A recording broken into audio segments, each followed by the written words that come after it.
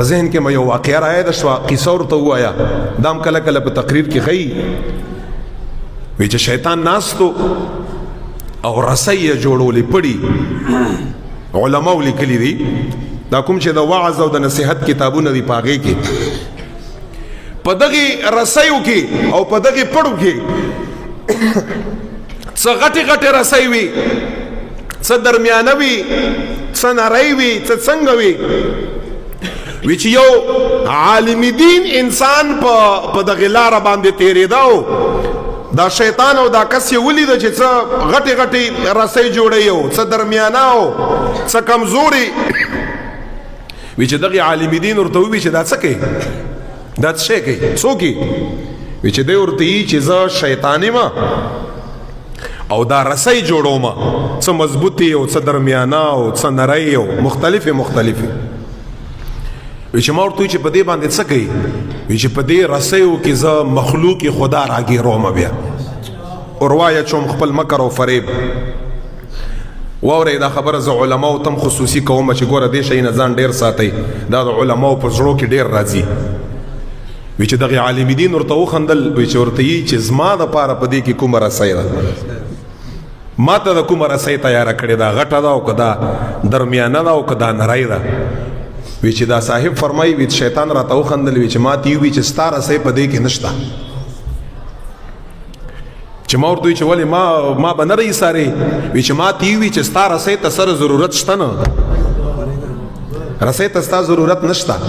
مونږ تاسو ټولۍ د علماو ټولۍ مونږ په یو بل شي باندې راګیرو، رسۍ ته هم ضرورت نه راځي. ستاسو په زړو کې مونږ د علم تکبر اچو، بس چې ووایي که نه چې زه غټ ملا یم، بس تاسو ګیر شوئ. بس ستاسو په زړو کې مونږ علم تکبر اچو چې تاسو ځان ته لوی معالم ووایي، بل درته سپک ښکاره شي، بل درته کم. دغو رسو ته ضرورت نشته، تاسو خو ډېر زر مونږ خویو بس په همدغه یو ټکي باندې.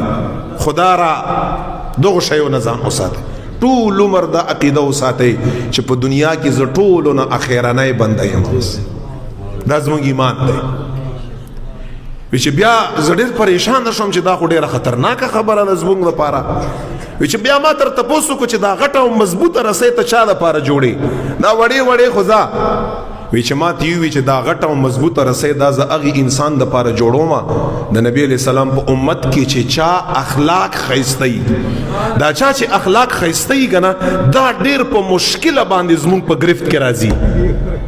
ګوره څومره ښایسته شی دی اخلاق، دا ډېر په مشکله باندې زموږ په گرفت کې راځي. دا غټه رسۍ ما هغې انسان دپاره تیاره کړې ده چې کوم انسان اخلاق ښایسته وي. وی چې ما په زړه کې دا ووي چې نن نه پس به زه په خپلو اخلاقو باندې کوشش کړم چې په انسانیت کې ټولو نه ښایسته اخلاقو والا زه جوړ شم. ځکه زما را څملول به بیا ډېر زیات ګراني. وی چې بیا ما ته دا حدیث رایاد شو، دا عالم یې چې نبي علیه السلام رښتیا فرمایلي چې په ورځ د قیامت باندې زما د امت په اعمالو کې چې ټولو نه دروند عمل په تله د میزان کې حسابیږي، هغه دوه اعمال دي، یو ښه اخلاق او یو حیا. نبی علیہ السلام فرمایي زما د امت په اعمالو کې ټولو نه دروند اعمال دغه دوه دي چې ډېر وزن به یې. نو دغه رسۍ دا زما او تا دپاره جوړوي، چا دپاره مضبوطې او چا دپاره څنګه او چا دپاره څنګه.